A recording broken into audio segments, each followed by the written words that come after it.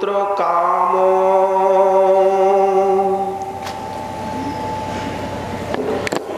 অনর্থাদি যার ধাম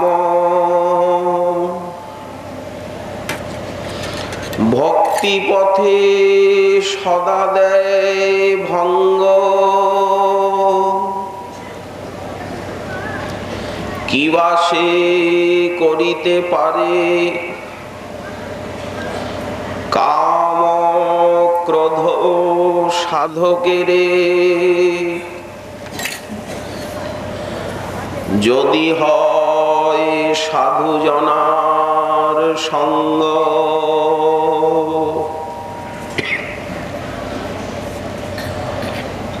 কলিযুগ পাবনাবতার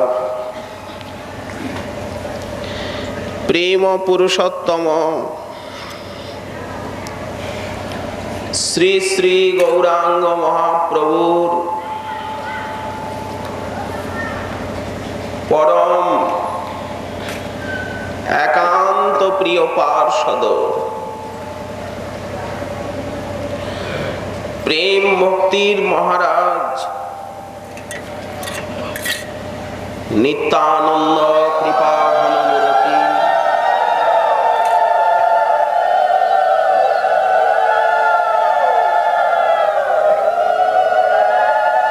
রূপানুগব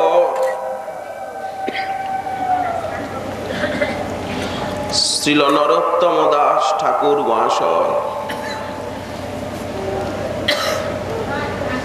তিনি তার প্রেম ভক্তি চন্দ্রিকা নামক মহাগ্রন্থে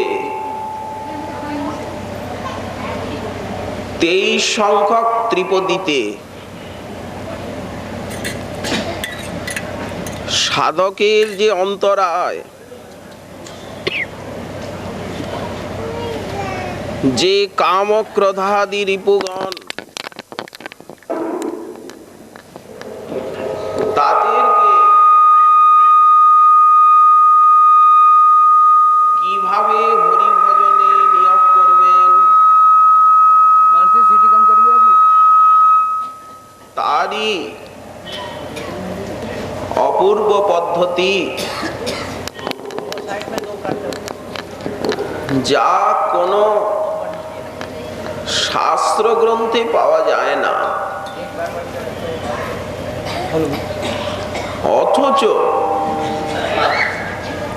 সিদ্ধান্ত সিদ্ধ। এমন কতগুলি কথা আছে শাস্ত্রে আছে,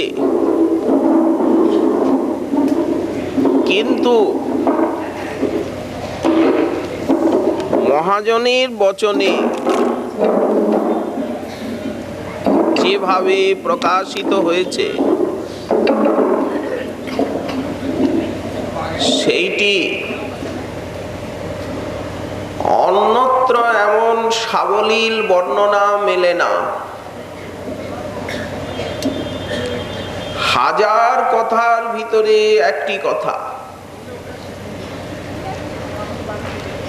কেমন ছোট ছোট শব্দ বিন্যাসের মধ্যে দিয়ে সাধক জগতের যে অপূর্ব শিক্ষা শ্রীপাদ ছত্রে ছত্রে দিচ্ছেন তার অপূর্ব বর্ণনা। আমরা এখনো আমাদের গ্রন্থে প্রবেশ করতে পারিনি, ভূমিকাই চলছে। নিয়ম সেবা ব্রতের প্রস্তাবনার মুখেই আমরা আছি, গ্রন্থারম্ভ হয়নি।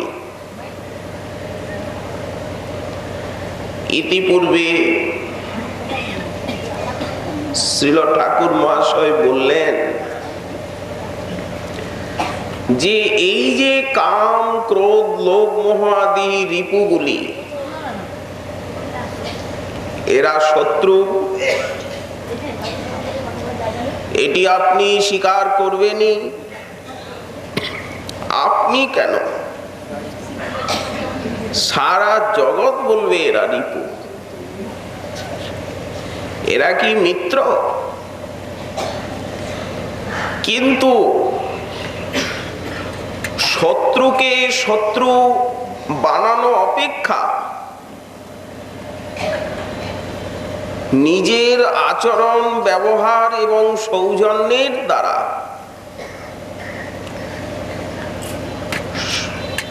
তার মতি পরিবর্তন করাটাই হচ্ছে বুদ্ধিমত্তা।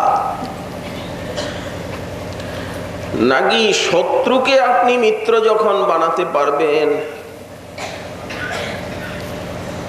তখন বোঝা যাবে আপনি বুদ্ধিমান, ব্যবহারবিদ, ব্যবহারে কুশল এবং উদার চিত্ত। কারণ বলাই হচ্ছে উদার চরিতানন্তু বসুধৈব কুটুম্বকম। উদার চেতা ব্যক্তির কাছে সারা পৃথিবী কুটুম্ব। যদি তাই হয়, তাহলে যারা এতদিন আপনার সঙ্গে সঙ্গে আছে, যাদেরকে নিয়ে আপনি সব সময় সংসার করেন, হাটে ঘাটে মাঠে পথে চলেন, যারা শয়নে স্বপনে জাগরণে আপনাকে কখনোই ছাড়েন না, অথচ তারা আপনার ব্যবহারে শত্রু হয়ে গেছে। আসলে তো শত্রু না, আপনি আপনার ব্যবহারের দ্বারা এদেরকে শত্রু বানিয়েছেন। এর জন্য দায়ী আপনি, এরা নয়। শাস্ত্র বলেন এখন আপনাকে এদের সঙ্গে সদ্ব্যবহার করতে শিখতে হবে। সেটি কি? বললেন এদের সহায়তায় আপনাকে প্রেম লাভ করতে হবে। এরা কখন বান্ধব হবে? যখন আপনি এদেরকে প্রকৃত সম্মান করে এদের উপযুক্ত স্থানে নিযুক্ত করবেন। কাদেরকে? এত কথা কাদেরকে লক্ষ্য করে? এই কাম ক্রোধ লোভ মোহ মদ মাৎসর্যকে লক্ষ্য করে। এরা ছাড়া আপনার ভজন হবে না। কি দিয়ে করবেন ভজন? যদি আপনার কামনা না থাকে,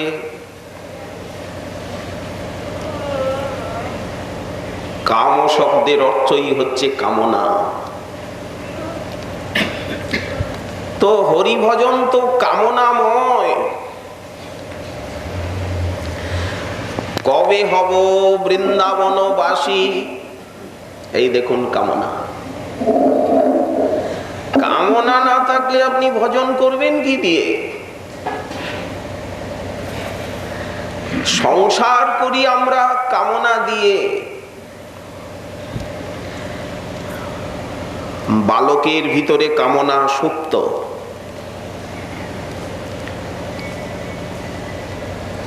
যুবকে ব্যক্ত,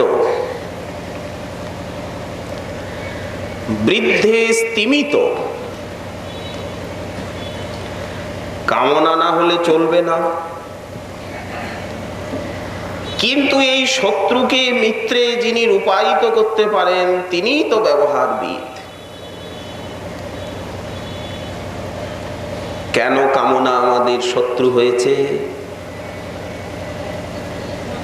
আমরা এই কামনাকে অসৎ কার্যে লাগিয়ে দিয়েছি। যেমন আপনার একজন মিত্র সজ্জন আপনাকে বিশ্বাস করেন, উনি আপনি তাকে দিয়ে অন্যায় কাজ করাচ্ছেন, তখন আপনার প্রতি তার যে একটা আস্থা, শ্রদ্ধা, বিশ্বাস, নির্ভরতা, সেটি নষ্ট হবে না? তেমনি ভগবানের কৃপার উপহার এই কামনা, সেই কামনাটিকে আমরা বিষয় বিষ সেবনে সর্বদা নিযুক্ত করে দিলাম। কামনা কণ্টকে মনপ্রাণ ক্ষতবিক্ষত হয়ে গেল। করুণা কুসুমে জীবন বাগিচা সুশোভিত হলো না। মহাজন বলেছেন, যেদিন কামনা কণ্টকে অঙ্গ ক্ষতবিক্ষত হবে হৃদয়, সেদিন করুণা কুসুম ফুটাইও তুমি আমার জীবন বাগে। সেদিন তোমার করুণা কুসুম যেন জীবন বাগিচায় প্রস্ফুটিত হয়। কিন্তু হবে কিভাবে? কামনাকে যথাস্থানে নিযুক্ত করতে হবে। কামনাকে দিয়ে অন্যায় অবিচার করানো যাবে না। তাকে হরিভজনে করতে হবে নিযুক্ত। তখন সেই কামনা আমাদিগকে প্রেম দান করে ধন্য করবে। এই জন্যই ঠাকুর মহাশয় বলেছেন, কাম কৃষ্ণ আরাধনে, কাম কৃষ্ণ সেবায় লাগিয়ে দেব একে। কৃষ্ণ সেবা কামার্পণে, একই কথা। পরম মিত্র হয়ে যাবে সে। দুরন্ত কাম। কবে হব বৃন্দাবনবাসী, নিরখিব যুগল রূপরাশি, ত্যাজিয়া বিচিত্র শয়ন সুখ বিচিত্র পালঙ্ক। কবে ব্রজের ধুলায় ধূসরিত হবে অঙ্গ। কামনাই তো। এ কি নিষ্কাম? এই কথাগুলির ভিতরে লালসার অভিব্যক্তি। পরিক্রমা করিয়া ফিরিব বনে বনে, বিশ্রাম করিব যাইয়া যমুনা পুলিনে। যমুনা পুলিনে বিশ্রাম করতে করতে স্বপ্ন দেখব।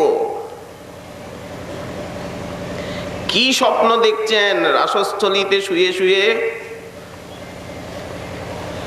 বলবেন? কিশোর কিশোরী বাহু ধরা ধরি সখীগণ সঙ্গে, সেই অপূর্ব নটন নয়নে দেখিব রঙ্গে। কিঙ্কিনী বিনা বেণু বাজছে, কঙ্কনের কনকন শব্দ। শ্রবণে নিদ্রা হবে ভঙ্গ, জাগিয়া বসিব আমি। আর তো কিছু দেখছি না, যমুনার তটে পড়ে আছি। একে বলা হয় পরমহংস পদবী লাভ। কখন এই পদবী আসে? যখন অনর্থ নিবৃত্তির পর নিষ্ঠা, রুচি, আসক্তির উদয় হয়। এগুলি কোন স্তরের? সেই আসক্তি ভাব স্তরের কথা। এখন শ্রবণ কীর্তন করে যেতে হবে, অনর্থ নিবৃত্তি হবে। নিষ্ঠা, রুচি, আসক্তির উদয় যখন হবে তখন এই স্থিতিটি স্বাভাবিকভাবে লাভ হবে। উনিও পাগল হয়ে যাবে। তাপ দূর করিব শীতল বংশী বটে। হাট বাজার দেখি, বৃন্দাবনে আসি, এসে দোকান পাট, লোকজন, দুটো চারটে মন্দির, এই বৃন্দাবন দর্শন হয়ে গেল। হলো তো, এই আমাদের বৃন্দাবন ঘোরা। কিন্তু যখন সেই ভক্তি সাধনার উচ্চ স্তরে আরোহণের সৌভাগ্য হবে, সেদিন এই সব চোখে পড়বে না। এগুলি তো মায়া দেখছি, যা দেখি সব তো মায়াই দেখি। মায়াতীত বস্তু নেত্রগোচর হয় কই? তাপ দূর করিব শীতল বংশী বটে। কবে হাম হেরিব শ্রী বৃন্দাবন। কবে আমি বসিব বৈষ্ণব নিকটে। কবে গোবর্ধন গিরি হেরিব নয়ন যুগ ভরি। নেত্র শীতল হবে গিরিরাজ গোবর্ধনের দর্শনে। কবে হবে রাধা কুণ্ডে বাস। কে বলছেন? শ্রীল নরোত্তম দাস ঠাকুর মহাশয় নিত্য সিদ্ধ পার্ষদ হয়ে অন্তর জোড়া সাধনার আকাঙ্ক্ষা, একেই তো ভক্তি বলে। কামনা বুক ভরা, সারা জীবন কামনায় কামনায় কাটবে। কামনা ছাড়বো কেন? আমরা কি ব্রহ্মজ্ঞানী নাকি, মুক্তিবাদী নাকি, যে শূন্য হয়ে বসে থাকবো সমাধি নিয়ে? সমাধি আছে, ভক্তেরও সমাধি আছে, সেইটি প্রেম সমাধি, লীলানুভূতির সমাধি। ওটা জাতরতি সাধকের বেদ্য, অন্যের অনুভবযোগ্য নয়। তবে হ্যাঁ, কিছু কিছু অনর্থগ্রস্ত অবস্থাতেও বোঝা যায়, ছিটে ফোটা, স্থায়ী হবে না। অনর্থ নিবৃত্তি না হলে কিছুই স্থায়ী হবে না। আসবে যাবে, আসবে যাবে, বিদ্যুতের মতো ভাবগুলি দাঁড়াবে না। স্রোতের জলে যেমন কিছুই দাঁড়ায় না। এই জন্যই তো শ্রবণ কীর্তনে নিষ্ঠা, এইটি সাধন ভক্তি। এর দ্বারাই চিত্ত পরিমার্জিত হবে। কবে হবে রাধা কুণ্ডে বাস। ভ্রমিতে ভ্রমিতে কবে এ দেহ পতন হবে। দেহটার কি দরকার? যখন আপনি ওপারে চলে গেলেন, তো এখন নৌকাটা দিয়ে কি করবেন? নৌকাটা কি সঙ্গে সঙ্গে নিয়ে যাবেন নাকি ঘরে? নৌকাটা ঘাটেই রইল। ঘাটের নৌকা ঘাটেই থেকে যাবে। মায়ার দেহ মায়ার রাজ্যে রেখে দিয়ে, মায়ার হাতে সঁপে দিয়ে সাধক চলে যাবেন। এই দেহ নিয়ে সেইখানে যাওয়া যাবে না, ওটা এই বাজারেই ফেলে রেখে যেতে হবে। শ্মশানে শরীর মম পরিয়া রহিবে। তাক করে থাক, এর কি মূল্য? বিহঙ্গ পতঙ্গতায় বিহার করিবে। মহোৎসব করিবে কুকুর শৃগাল এই সাধের দেহ লয়ে, করুক, দেখতে চায়। যেই দেহের এই গতি তার অনুগত স্ত্রী পুত্র ধন বন্ধুজন যত, দেহ আছে বলে তো এগুলি আছে। দেহই যখন আমাকে ছেড়ে চলে যাবে, আমাকে তাড়িয়ে দেবে ঘরের থেকে, বলে যাও ভাড়া ঘর, ঠিক মতো তুমি ভাড়া দাও না মালিককে, জবরদখল করে বসে আছো, মালিকের বিরোধিতা করেছো এতদিন, বেরো ঘরের থেকে। এসে ঠেলে বের করে দেবে, প্রাণবায়ু ঠেলে বেরিয়ে গেল, আর আপনি থাকতে পারবেন? প্রাণবায়ুকে ভর করে তো সূক্ষ্ম দেহ আছে, সূক্ষ্ম দেহের ভিতরে আছে আত্মা।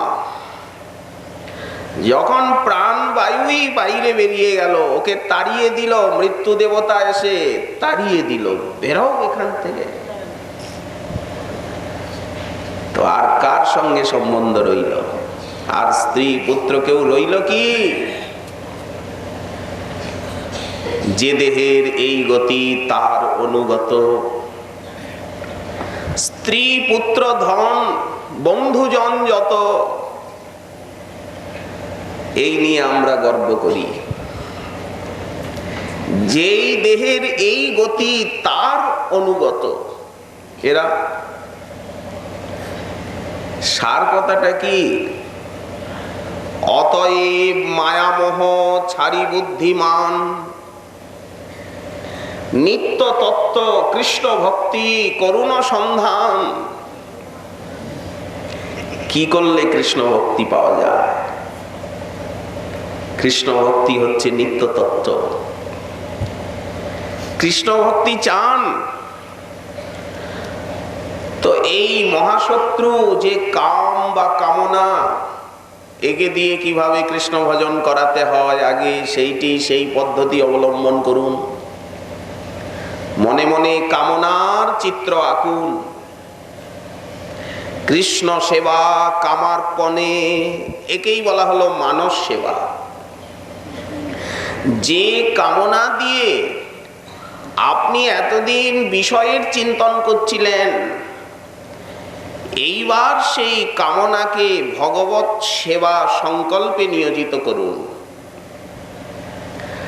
গৌর গোবিন্দের সেবা করব,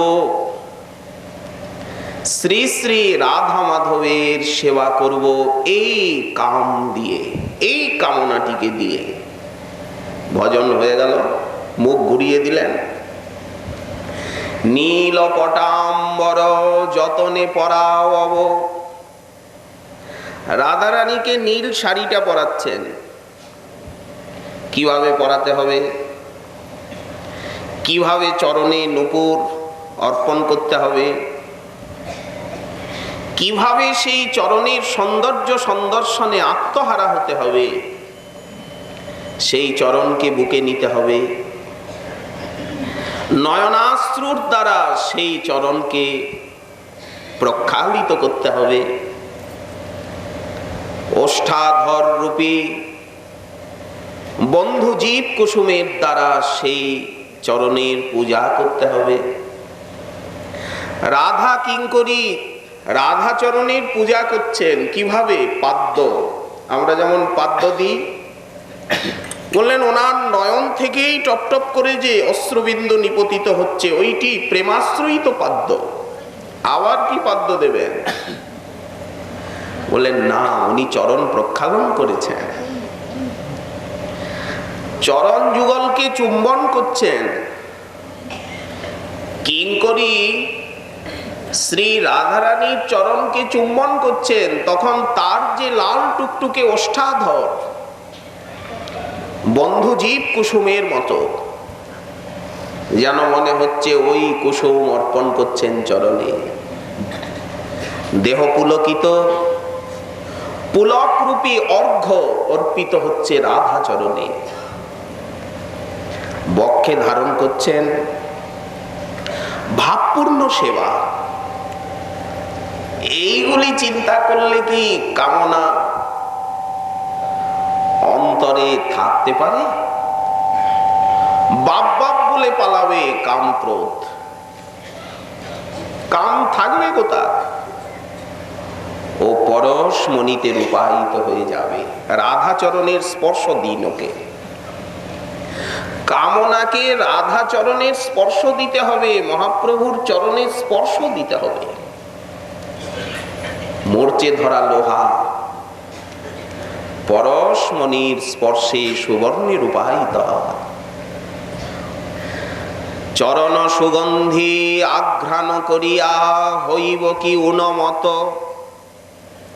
চরণ কমল হৃদয়ে ধরিয়া আমি জুড়াব তপত চিত। এই কামনা, কাম কৃষ্ণ, কৃষ্ণ সেবা কামার্পণে। নীল পটাম্বর যতনে পরাব, পায়ে দিব রতন মঞ্জিরে। ভৃঙ্গারের জলে রাঙা চরণ ধোয়াব, মুছাব আপন চিকুরে। কুসুম কমল দলে সেজ বিছাব, শয়ন করাব দুহাকারে। এই দেখুন কামনা, ভবিষ্যৎকাল প্রয়োগ আছে। করাবো, করছি না, করাবো। সেই সৌভাগ্য কবে হবে? ধবল চামর আনি মৃদু মৃদু বীজব, ছরমিত দুহুক শরীরে। অধর সুধারসে তাম্বুল সুবাসে, ভোগ হব অধিক যতনে। একে বলা হয় কৃষ্ণ সেবা কামার্পণে। বদলে গেল কামনা। তেমনি ক্রোধ, যে দুষ্ট ক্রোধ, ক্রোধের কথা উনি বলবেন পরে গিয়ে। আগে কামনাকে জব্দ করতে বলছেন, ওকে দিয়ে ভালো কাজ করান, ও বন্ধু হয়ে যাবে, পরম বান্ধব হয়ে আপনাকে কৃষ্ণ প্রেম প্রাপ্তিতে সহায়তা করবে। ওর সঙ্গে আপনি অন্যায় করবেন না। কেন কামনার সঙ্গে আপনি অন্যায় করছেন? ওকে সেবায় লাগাতে শিখুন। ক্রোধ ভক্তদ্বেষী জনে, ক্রোধের দ্বারা ভগবানের ভজন হবে। ক্রোধটাকে নষ্ট করবেন না, সাবধান। ওকে দিয়ে সেবা করতে হবে, যথাস্থানে ওকে নিযুক্ত করতে হবে। যেইখানে আপনি দেখছেন যে গুরু বৈষ্ণব ভগবানের নাম ধাম বিগ্রহ এর অনাদর হচ্ছে সেবায় ভক্তিতে, সেইখানে ক্রোধে আপনি ফেটে পড়ুন। ক্রোধ না আসে, লোক দেখানো ক্রোধ করতেও শিখুন। কেন? আসলে মহাপুরুষগণের অন্তরে ক্রোধ থাকে না। ক্রোধটা তো নষ্ট হয়ে গেছে ভিতরের থেকে। ভিতরের থেকে কাম ক্রোধ গুলো নষ্ট হয়ে গেছে। ভাগবত একটা দৃষ্টান্ত দিলেন, যেমন ধানকে যদি আপনি ভেজে ফেলেন ভালো করে বালিতে, সেই ভাজা ধানকে যদি আপনি শস্য ক্ষেত্রে বপন করে অনেক সার দিচ্ছেন, জল দিচ্ছেন, তো ভাজা ধানের থেকে যেমন কোনোদিন অঙ্কুর হয় না, অঙ্কুর হওয়ার যে শক্তি ওর ভিতরে, সেটা ভাজলে নষ্ট হয়ে যায়। ধান গম যে কোনো শস্য ভাজুন,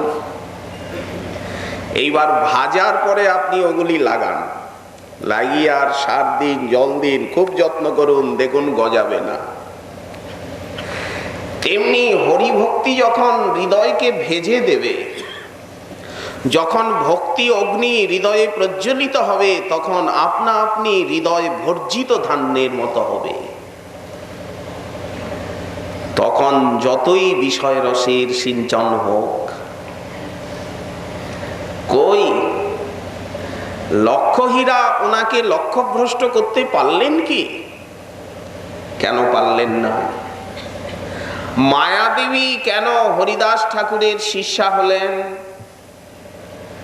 বললেন হৃদয় হয়ে গেছে ভর্জিত ধান্যের মতো শূন্য, ওখানে আর কামনা বাসনা কোনোদিন জাগবে না, কোনোদিন কাম ক্রোধ লোভ মোহ আর সেই সাধকের অন্তরকে স্পর্শই করবে না।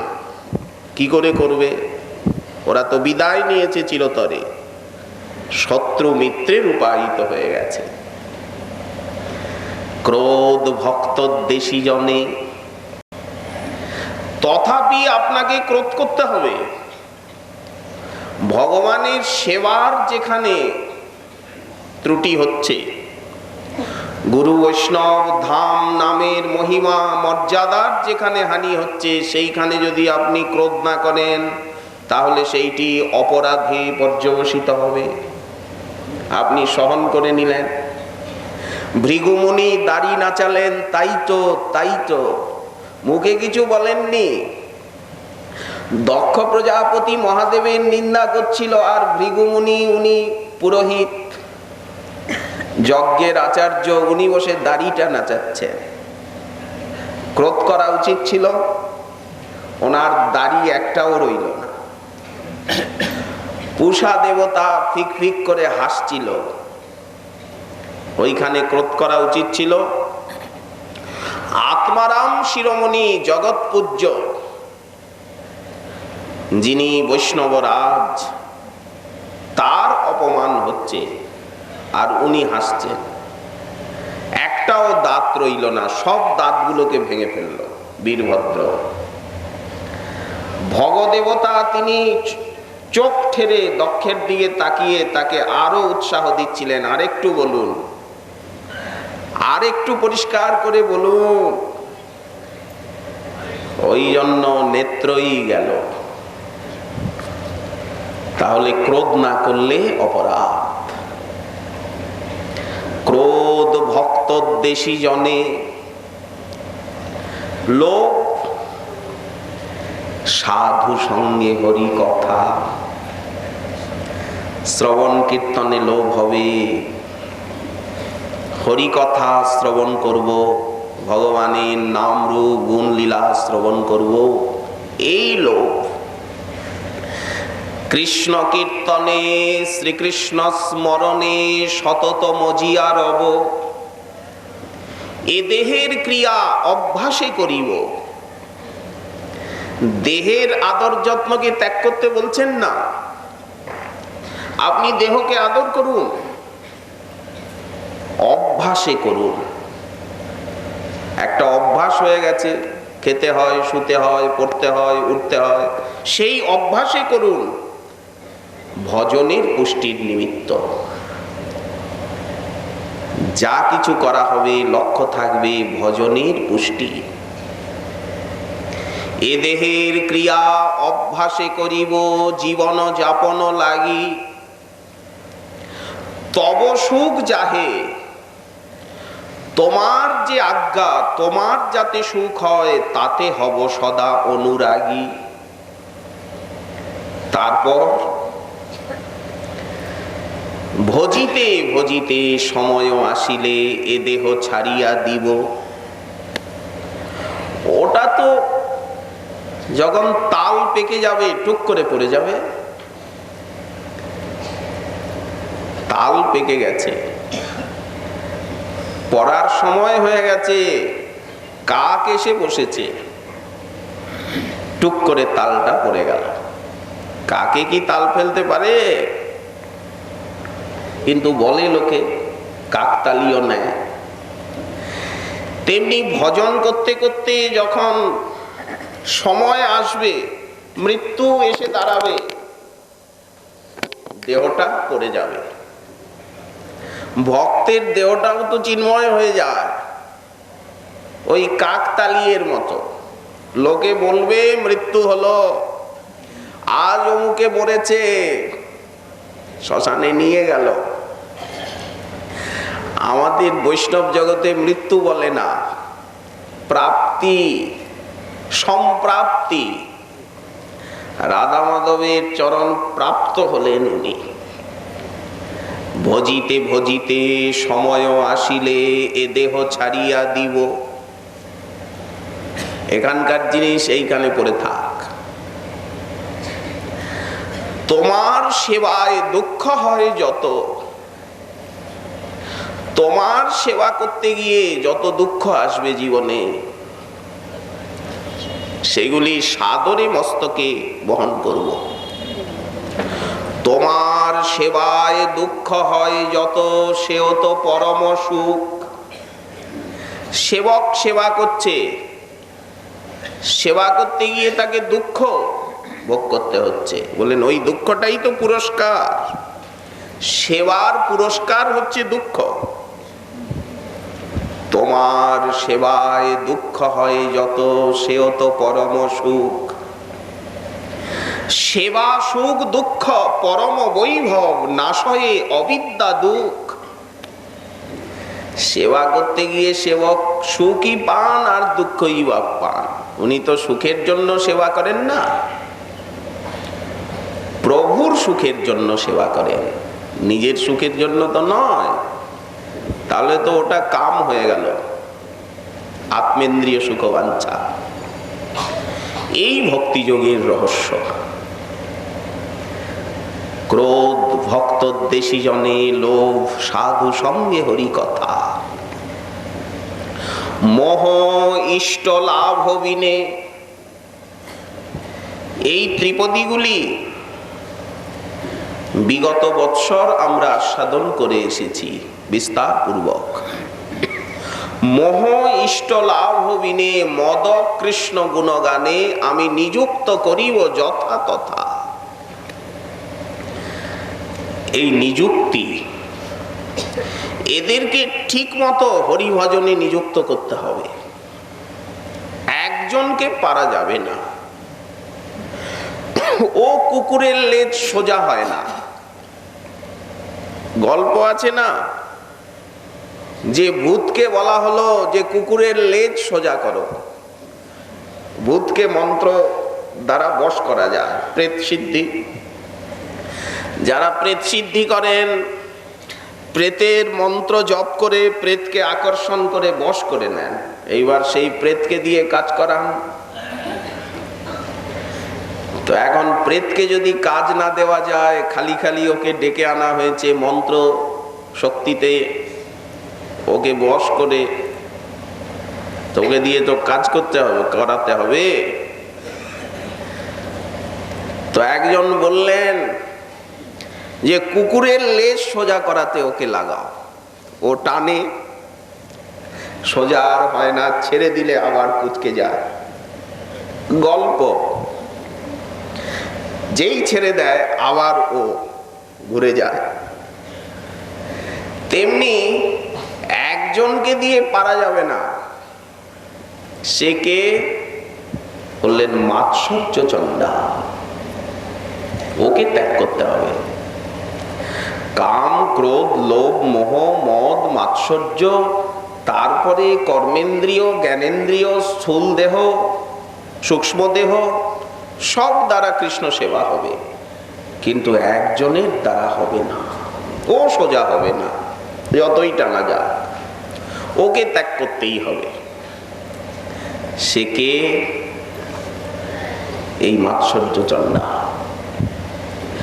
ভাগবতের প্রথমেই তো লেখা আছে নির্মৎসরাণাং শতাং বেদ্য। এই ভাগবত ধর্ম নির্মৎসর সাধুগণের জ্ঞাতব্য। ওই জন্য ঠাকুর মহাশয় মাৎসর্যকে লাগাতে পারলেন না। ওর কথা উল্লেখ নেই ত্রিপদীতে। ওটাকে ত্যাগ, পরশ্রী কাতরতা। অন্যের উন্নতি দেখে বুকটার ভিতরে যে জ্বালা, এটা তো আসরিক প্রবৃত্তি। এটাকে কি করে যাবে?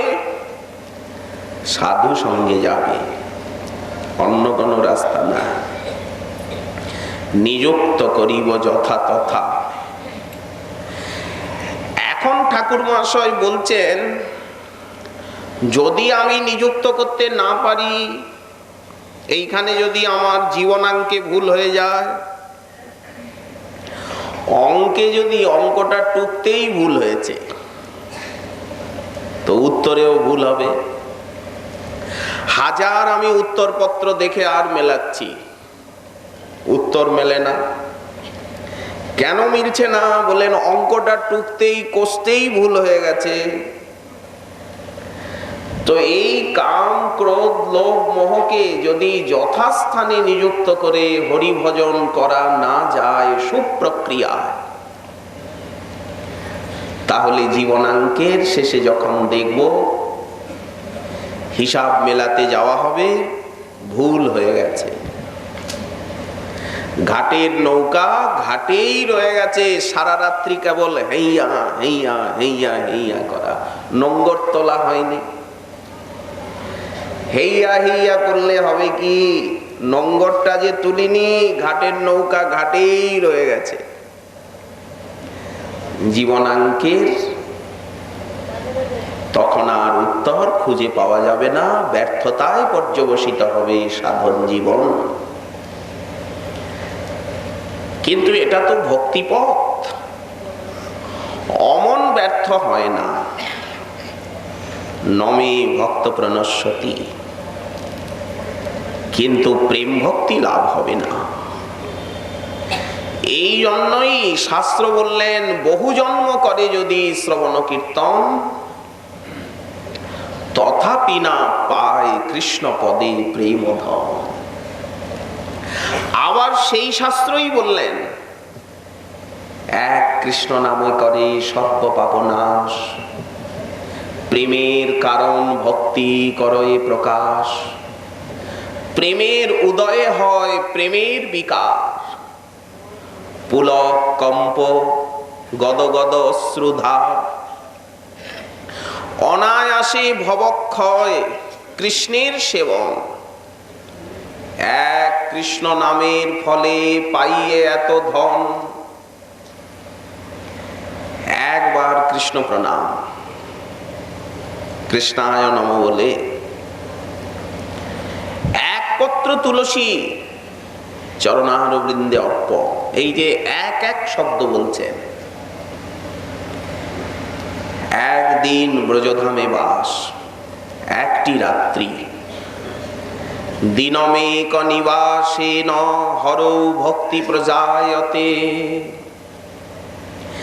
একবার রাধাকুণ্ডে স্নান, এই দেখুন এক এক মেলান। সে মহান প্রেম কৃষ্ণ তারে করে দান।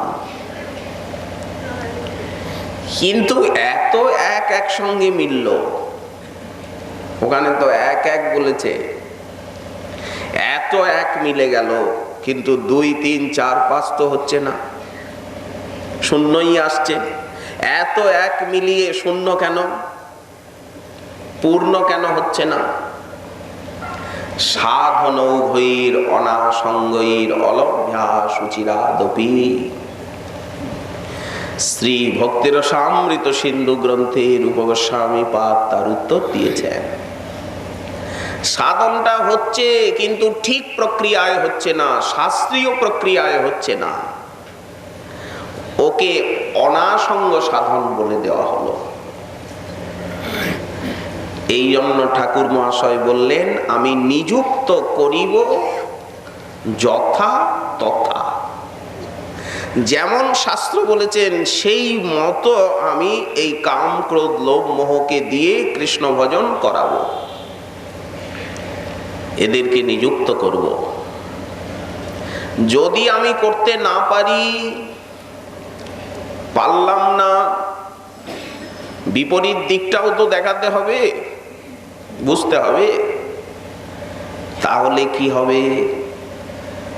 বললেন, এই কামনা আপনার ঘাড় মুটকাবে পিশাচির মতো।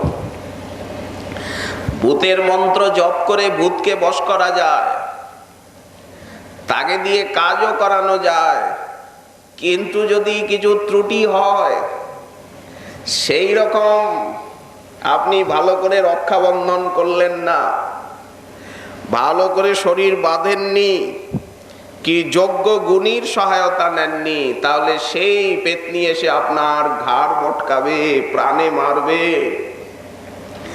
তেমনি এই কামনা দিয়ে যদি কৃষ্ণ ভজন না করা যায়, এই কামনা তখন মস্তকের উপরে উঠে নাচবে, হৃদয়ে এমন নৃত্য আরম্ভ করবে, হৃদয়ের সমস্ত সদ্গুণগুলি নষ্ট হয়ে যাবে, হৃদয় হয়ে যাবে সেই স্বার্থ বাসনারূপী পুতিগন্ধে ভরপুর। সমস্ত সদ্বৃত্তি, সমস্ত সদ্গুণ হৃদয়ের থেকে বিদায় নেবে। প্রমাণ কি? ভাগবতে কপিল দেবভূতি সংবাদ। কপিল দেব বলছেন, এই কামনা যাদের মনকে হরণ করে নিয়েছে, তাদের বিদ্যা, পাণ্ডিত্য, কুল, তপস্যা, শৌচ, সদাচার সবকিছু ব্যর্থতায় রূপায়িত হয়। ভিতরেই তো গলদ রয়ে গেল, তো কি হবে? বিদ্যায়, কুলে, শিলে, তপস্যায়, ত্যাগে সব ব্যর্থতায় পরিণত হবে। আর এই ক্রোধকে দিয়ে যদি আপনি হরিভজন না করান, ক্রোধ আপনাকে বৈষ্ণব অপরাধ রূপী কূপের ভিতরে ফেলে দেবে। আপনি ক্রোধকে জয় করতে পারলেন না, গুরু বৈষ্ণব পূজ্য ব্যক্তির উপরে ক্রোধ করলেন, অপরাধ হয়ে গেল। ক্রোধ আপনাকে ধাক্কা দিয়ে সেই সংসার কূপে ফেলে দিল। কথায় কথায় ক্রোধ করি না আমরা? ক্রোধকে দিয়ে তো হরিভজন করাতে পারলাম না, ওই জন্য ক্রোধ সবসময় রেগে অস্থির। ক্রোধও ক্রোধ করে, আবার ক্রোধও ভালো ব্যবহার করে। ক্রোধকে যদি আপনি যথাস্থানে না লাগান, তখন ক্রোধ আপনার উপরে ক্রোধ করে ফোঁসফোঁস করবে, আপনাকে দুঃখ দেবে। লোভ সে জগতের দিকে টানবে, মোহ, মদ এরাও নিচের দিকে টানবে। এই জন্য ঠাকুর মহাশয় এই ত্রিপদীতে এসে বলছেন, অন্যথা স্বতন্ত্র কাম, অনর্থাদি যার ধাম। সমস্ত অনর্থের ধামকে, সমস্ত অনর্থগুলি কোথার থেকে আসছে বললেন? এই কামনার থেকে আসছে। উনি একটা সংজ্ঞা দিচ্ছেন স্বতন্ত্র কাম। একটি হচ্ছে পরতন্ত্র কাম, গুরু বৈষ্ণবের সেবার আনুকূল্যে যে আপনি কামনা পোষণ করছেন, সেই কামনাটি হচ্ছে পরতন্ত্র কাম। আর যেই কামনাটি আপনি নিজের সুখের জন্য করছেন, সেইটি হচ্ছে স্বতন্ত্র কাম। দুটি কথা তো আছে, একটি স্বতন্ত্র, একটি অনুগত। তো আনুগত্য নিলে তো আর ভয় রইল না। অনুগত যদি হতে পারলাম, পেছনে পেছনে চলতে শিখলাম, তাহলে তো আর ভয় নেই। স্বতন্ত্রতাটাই তো ভয়। তো এই কামনা যখন স্বতন্ত্র, তখন সমস্ত অনর্থকে এ সৃষ্টি করবে। তখন সাধন জীবন অনর্থে অনর্থে ভরে যাবে, একেবারে কণ্টকাকীর্ণ হবে। তার ফলটা কি হবে? ভক্তি পথে সদা দেয় ভঙ্গ।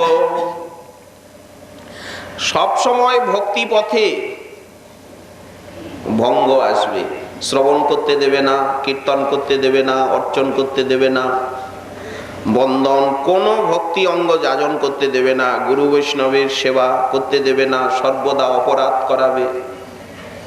এগুলি তো জীবনে ভঙ্গ, ব্যর্থতা। ভক্তি পথে সদা দেয় ভঙ্গ। কত সংক্ষিপ্ত কথা, কিন্তু গভীর অর্থাবহ।